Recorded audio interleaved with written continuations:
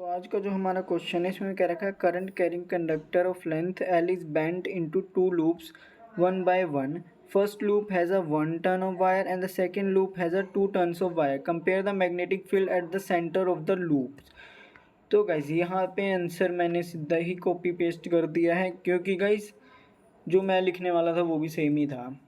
तो गाइस हमें पता है कि जो पहले केस में लेंथ होगी वो होगी L इजिकल टू 2πr1, और इस केस में जो पहले केस में गाइस जो टर्न होगी वो भी 1 होगी, ठीक है. और जो दूसरा केस होगा गाइस उसमें जो लेंथ हो जाएगी ना वो होगी 2 इंटू 2πr2, ठीक है गाइस. अब गाइस हम क्या करेंगे, L तो दोनों केस में सेम है तो मैं यहाँ लिख दूँगा 2πr1 is equal to 2 into 2πr2, ठीक है गाइस. तो यहाँ से हमारा 2π से 2π कट जाएगा, और जो मेरा R2 आएगा गाइज वो कितना आ जाएगा, R1/2, जो कि यहाँ पे लिख रखा है. तो गाइज अब हमें पता है कि मैग्नेटिक फील्ड का जो सेंटर में फॉर्मूला होता है वो होता है ये, यहाँ पे गाइज NB होगा, ठीक है. लेकिन इस केस में पहले वाले केस में टर्न 1 है इसलिए N1 हो जाएगा, इसलिए जो फॉर्मूला आ रहा है हमारा ये आ रहा है μ0I/2R1.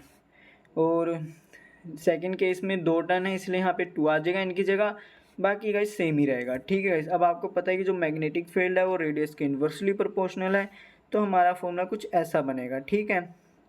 यानी कि गाइस जो सेकंड केस है ना हमारा उसमें ये गाइस ये सेकंड केस का B प्राइम है और ये पहले केस का है, ठीक है गाइस. तो B प्राइम किसके इन्वर्सली प्रोपोर्शनल है, R2 के, और यहाँ पे B R1 के है, ठीक है गाइस.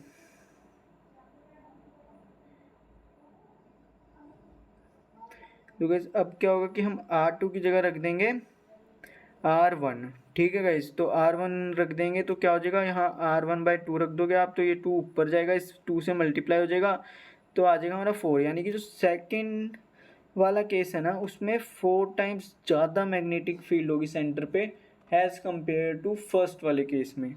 तो गाइस ये था इस क्वेश्चन का आंसर. और गाइस अगर आपको कोई डाउट है इस क्वेश्चन में तो कमेंट करके बताइएगा. Thank you guys.